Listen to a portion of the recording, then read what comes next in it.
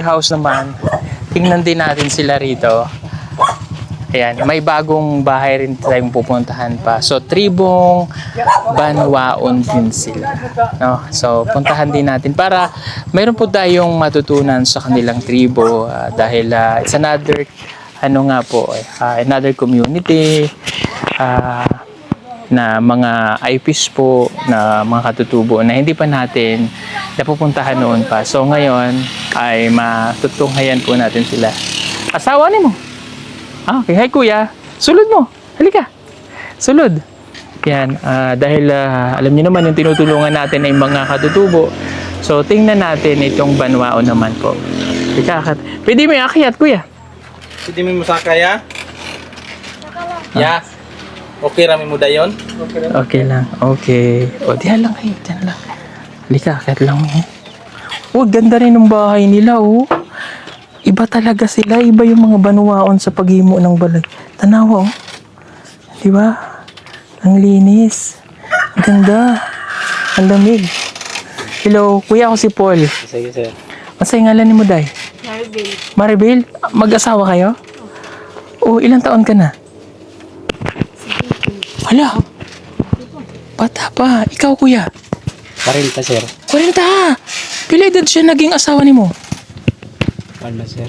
14 pa sir. 14.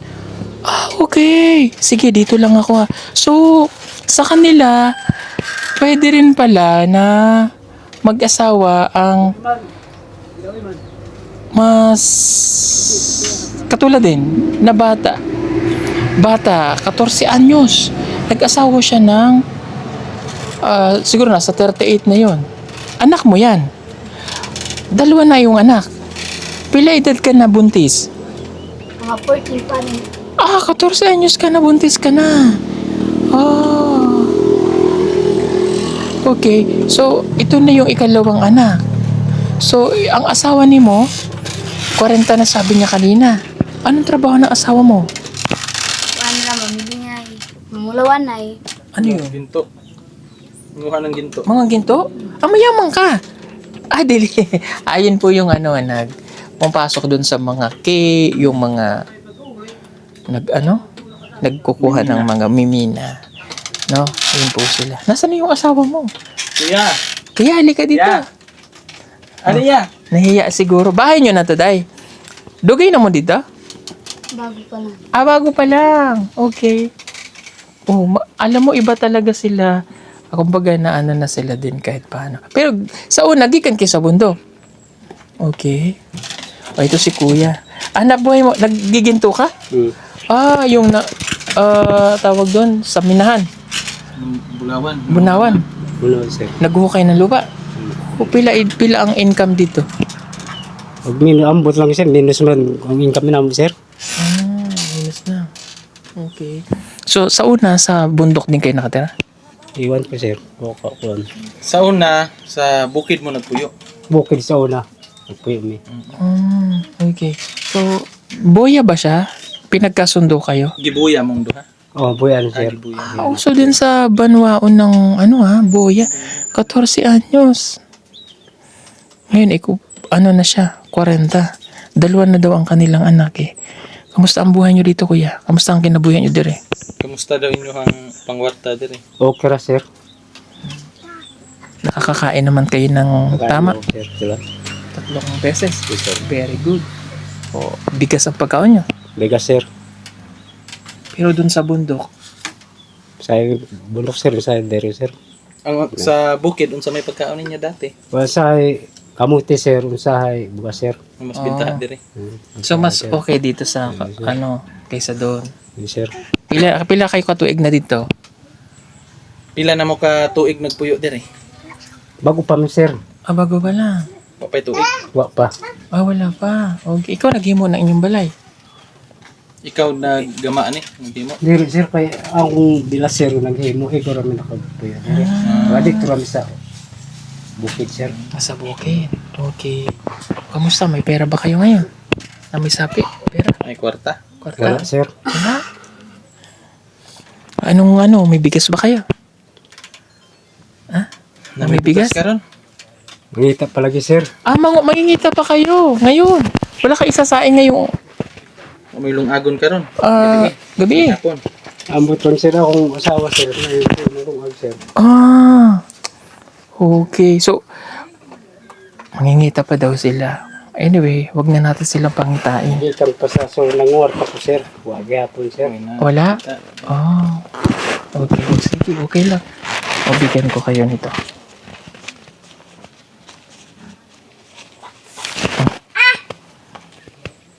Asa ko ihatag? Sa akin, sa iyo, sa kanya. Kung saan niya ihatag? Sa asawa. Asawa sir. So, sa kanila din, ang perang kinikita mo sa asawa yung Yes ibigay. sir. Okay. Intrigo agad. Yes sir. Ito. Sa'yo niya. Thank you. Pambili. Salamat sir. Thank you. Pambili niyo ng pagkain. Yes sir.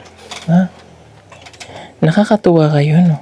Iba yung tribo ng Banwaon. Pero, yun nga, may similarity rin pa rin sila ng ibang tribo dun sa bundok. Kayo, ibisayain mo lang. Kayo ba ay nagkikita ng mga katutubong ibang tribo sa bundok? Kanang sa bukid ba magkita-kita pud mo sa kanang lahig tribo. Masay makita misay dili sir. Do, direct man gawas. Pero mag-abot ra gyapon mo sa. Abot rin sir. Magkasinabot kayo, pinsan? O Misay magsilabot mi sir. kabalo ka ng Manubo? Say kamo ko sir. Oh, Binuwaon mo ko sir. Banwaon, no? Yes sir. Ang umayam nun, Kasabot ka sa Kami pareha isa hindi mi pareha mag sirihan. may similar, pagkakataon na similar sila ng mga sinasabi. Okay, sige. Salamat sa inyo. Bata pa siya, 70. 14 anyos eh. Wala kang asawa sa una? Ha? May asawa sa una? Wala. Wala sir. Dugay ka na Dugay ko sir. nagminyo. Nganong dugay mo nagminyo? Tuwa ko sa bukid sir nag-standby sir. Oh, Sa lasang. lasang. Tapos, di ba, uso sa inyo yung mag-asawa din kaagad? Asa mo siya nakita? Sa ilaha sir lugar. Sa bundok din? Bundok sir. Ano, nanguyab ka or Nanguyab sir. nanguyab tapos excited ako, ikwento mo nga, okay lang. Paano mo siya niligawan? Paano mo siya? Ilan ninyo ba unsa man kanang nanguyab kasi ha or nananghid lang kasi ang ginikanan? Por nagsangit ko sa inahan niya tapos singaryan ako ni. Sigat na siya. So bali nagpaalam daw siya sa magulang day. Tapos pagkatapos niya magpaalam, niligawan niya. Pila ka adlaw mo nang ligaw? Pila ka adlaw man ka nanguyab siya. Dugay-dugay sir. Adugay din. At least may respeto, hindi yung pagkakita asawa ka agad, di ba? Kinasal kayo? Kasal mo Wala sir. sa wala. tribo. Wala pa sir. Wala. Ano sa tribo? Kasal sila tribo nila Sa sir. tribo. Kasal sa tribo. So, doon kayo kinasal. Nagbayad mo, sa ihatag mo sa ginikanan niya. Naghatag kasi yung ginikanan na kay gihatag. Na, usay makatag ko sir. Kanang kuan ba katong pagkasal ninyo? Kanang naba kay gihatag sa ilaha nga kanang murag kanang dure. Dory, parang... Wala ingana sa inyo ha? Wala. Iba rin sila kasi doon ka sa tribo ni Nanita sa Ata, kailangan mo maghatag sa ginikanan ng lalaki. Like for example, maghatag si kuya ng kabayo. Walang ganun sa inyo? Wala? Wala sir. So pagkakasal, okay na. Okay. So paano, ito naman, kasi iba nga yung kasal sa mga Ata tsaka sa Umayam no, nagsusubuan lang ng kanin eh. Paano kayo pag kinakasal? Subuan lang ng pagkain, kanon? Kanon din? O lahi? Kanang ikasal ninyo ba kaysa umayam nun manggod ug sa katong uban nga tribo, pagkaslon sila, hungitan lang og kanon, maghinungitay lang kanon ba ang inyo hay ingana pod? Dili sir. Iba. So paano yung kasal sa inyo? Unsa man yung paagi sa pagkasal? Magsalo mi sir. Magkasalo sa isang pinggan. Kakaon kayo. Ang plato. Lahi nga, iba din. Nakakatuwa. Dili nimo siya ingon nga mukuha kag kanon ihungit sa imuha. Dili, sir. Dili. Salo lang mo kaon. Magsalo mi. Tapos pagkakasal, magkaon na ang lahatanan. Yes sir. Sabay-sabay nagkaon tanan. Sabay-sabay ka. Anong handa? Baboy? Dili sir, manok sir. Manok. Kung may baboy, baboy. Baboy. Mayroon part baboy. Kung wala, manok lang. Manok. Adobo ganyan. Sir. Oh, iba nga din. Iba. Tsaka, iba nga rin sila. Iba.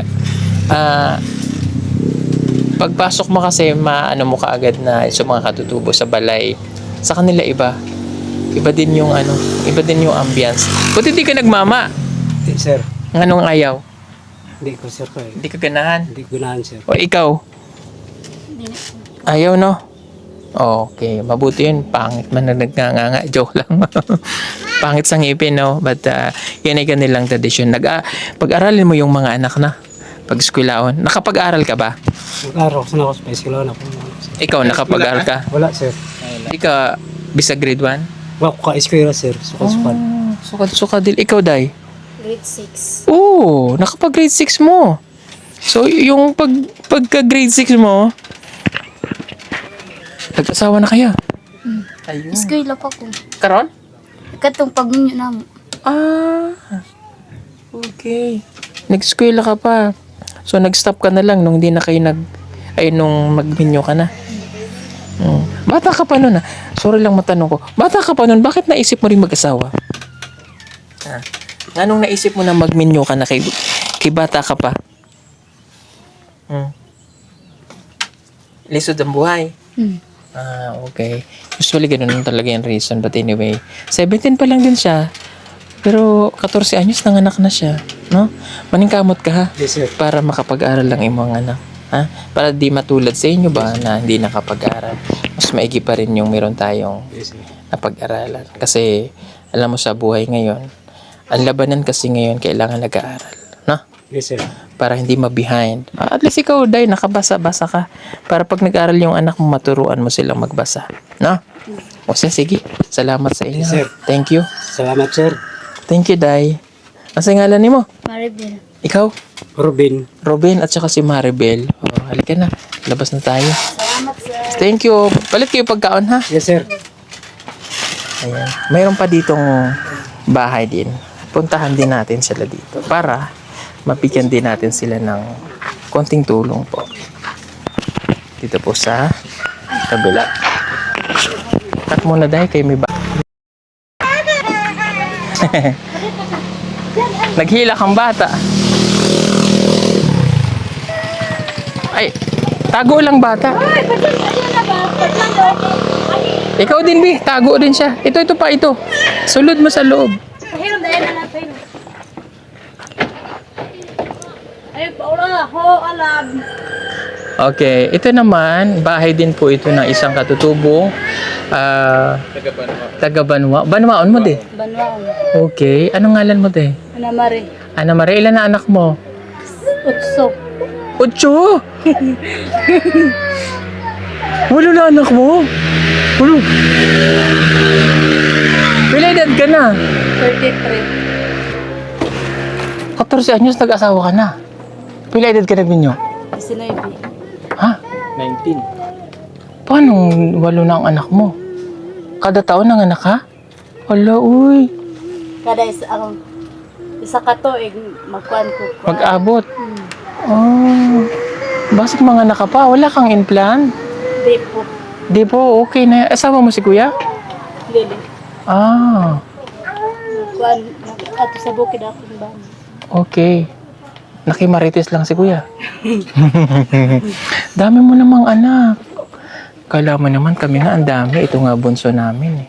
Oh. Ayan oh, yan ang bunso. Yan ang ika-siyam. Siyam kami ate. Oh, mas malala pala yung nanay namin. Sa yung tatay namin. Kasi siyam kami eh. Oh, pero tingnan mo naman ngayon. Pango pa rin. Ay. Oh, kamusta ang buhay niyo dyan? Okay naman. Hindi? Lili. Dili. Kamu tira mong makaon. Karon, kamote din? Kuhan, balang. Balanghoy. Pwede ba ako makiat dyan, te? Pwede ako saka? Pwede. Okay. Siyempre sa dami ng anak mo. Ikaw ba naman, walo ang anak mo? Di mahirapan ka talaga. Oh. Anong trabaho ng asawa mo? Mag-uumara. Maguma. Diyos ko po. Okay lang naman yung mag-uuma. Basta may hanap buhay. Ay, ang problema kasi nanganak ka ng nanganak eh. Bakit nanganak ka ng nanganak? Kasi dito mo sa una sa bukid, alasang. Sa kuan. Sa among kuan, uma. Walang magawa, no? Kaya dumami ng dumami yung bata. Anyway, pagkain nyo ngayong kamote. Kamot at balanghoy. Paano ang mga bata? Nag-school ng uban? Dili. Eskwela. Anong grade na? 9 og 6 og 3 Okay. og 1. 1. Na pedicure nga duha. Pilang pinakakamanghuran ni mo? Pila edad? 5 months. 5 months pa lang. Dapat nagpa-depo mo. Nagpadip. Lisod mo. Pila edad asawa mo? 33. Bata pa din. Kung di ka magpa-depo, mga nakapa ulit, no? Nakapag-aral ka? Grade 6 lang. Okay lang man. Basta at least na marunong ka magbasa. Makapagturo ka sa mga anak mo. Karong hapon, masayin yung kuan. Panihapon. Balanghoy lang. Balanghoy. Walang bigas. Meron ka bang pera? Wala. Wala. Bisag 5. Wala din. Kasi mo palito ng mga asin na bitchin. Na, huwag magani may bitsin og asin. Wala din. May Lisa, bitsin. anong kanabuhi ng iyong asawa? Marag yun kay. Uma. Di na pwede ibaligi ang kamote kay. Konsumo. Konsumo raman. Asa mo ang kuha ng kamote? Dito sa tabok. Sa tabok. Na may saka dito gamay. Na, Okay. So, itong ating kausap mga kabayan ay tribong Banwa din. Banwao. So, mahirap talaga din yung buhay nila. But anyway, ganun talaga eh. So, ang solusyon dyan para hindi ka na maghirap, tama yung ginawa mo, nagpa-depo ka para ikaw ay makaiwas sa maraming anak. At syempre, kailangan mapag-aral lang yung mga anak. Di ba? Okay, sige, meron ako ibibigay sa'yo. Anak din. Joke lang. Ano ang pangarap nimo sa iyong mga anak? kuan sa ilang kuan, eskwela.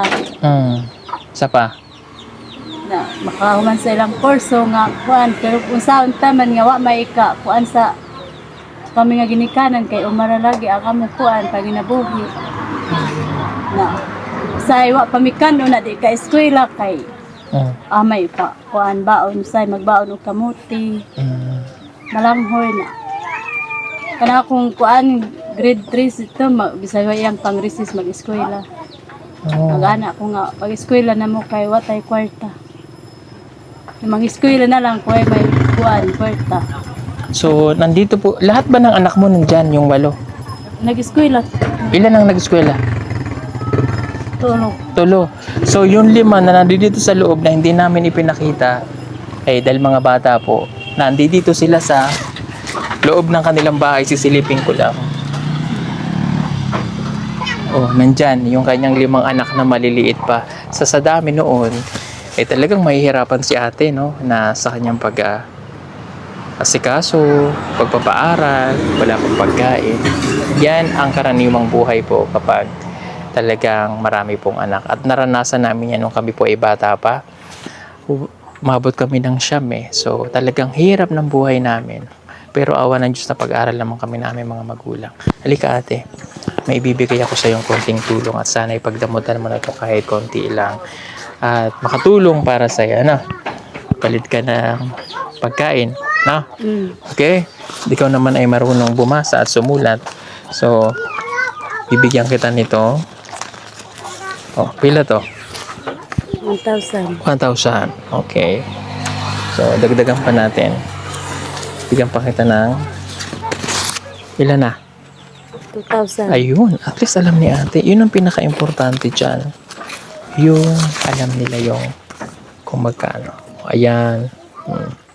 Para sa yan, ha? Anong gagawin mo dyan? Salamat sa inyong gihatag sa ako.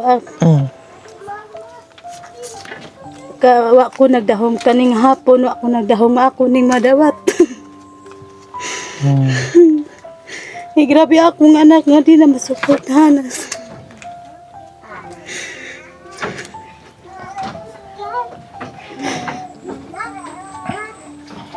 Okay ka lang. Ano po yan? Tears of joy. Hindi niya expect na may matatanggap daw siya ngayong hapon. It's a blessings of God. No? Salamat sa inyong gihatag sa ako. Wa kaninga ko inyong gihata wa ko nagdahom nga ako ni madawat karon nga orasa ug haponon. Karon gani among paniud to. Kuan ra kamot tira ang taon. Kaninga oras wa ko nagdahom nga nakadawat ko ing ani nga kadakon sa kwarta. Okay. Pwede ba kami pumasok sa loob mo? Balay? Lika nga, tingnan nga natin. Nandito daw yung kanyang mga anak. Abre, abre. Lab. Alam. Ayaw tayong papasukin. Lab, abre. Abre. Oh, ayan. Teka lang. At mayroong nakahubo. Okay. Oh. Tuwang-tuwa yung baby. Halika, pasok tayo dito sa balay mo. Tingnan nga natin, bahay mo. Oh. Ibilin mo muna ang iyong anak dyan. O, ano rin kwarto mo din eh? Ana sa akong papas. Nasaan na yung papa? Sa bukid, sir. Nasa bukid. Oh, ay, yun yung baby na yan yung ano. Oo, ng 5 months. 5 months. Okay. Dito mo Oh. Naramong pagkaon diha. Okay. Balanghoy. Balanghoy. Oh, nag-iyak ang baby. Nag-iyak. Oh. Sino pwedeng Pahilom. Okay. Sige, ano yung pupuntahan mo na kawawa naman. Nag-iyak yung baby niya. Oh, yan. Diyan ka lang. Okay lang. Kasi bawal po yung bata. Oh. Ito yung bahay po nila. Naghilom na. Oh. Dahil tumigil na yan, akin na lang yan. Ibigay mo na sa akin yan, okay lang. Joke lang. Wala na wa mig makaon, sir, basta akong anak dito. Okay, bahala na daw silang makain. Walang makain, basta ang kanyang anak. Kuan lang. Ang kanyang anak. Joke lang. Hindi ko naman kukunin yung anak mo. Na? Salamat sa iyo, ha. Oo, ayan. Ang mga damit nila nandyan lang. Depende nga rin kasi sa sa buhay talaga ng mga katutubo. Basta magsikap lang, makakaraos kahit paano. At sana tuloy-tuloy mo lang yung depo mo para hindi ka na mabuntis. Kay lison man na. Di naman po ko ipabuntis akong kay high blood man. High blood ka na. Kasi nga wala na yung naging anak mo. Talagang mga high blood. Oh siya. Sige mga kababayan. Thank you for watching. Halika na. Labas na kami. Salamat. Salamat sa inyong gihatag sa ako. 100%. Salamat. 100% daw na pasasalamat. Oh. Mama. Nababaan na kami.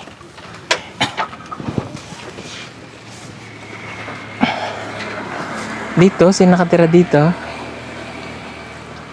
Meron pa doon. No? Sika. So, salamat po sa inyong lahat mga kababayan. Salamat sa pagtulong at pagmamahal. So, again, ito po ay tripong Banumaon. Marami pong salamat. Thank you for watching. I love you all po. Bye-bye. God bless you.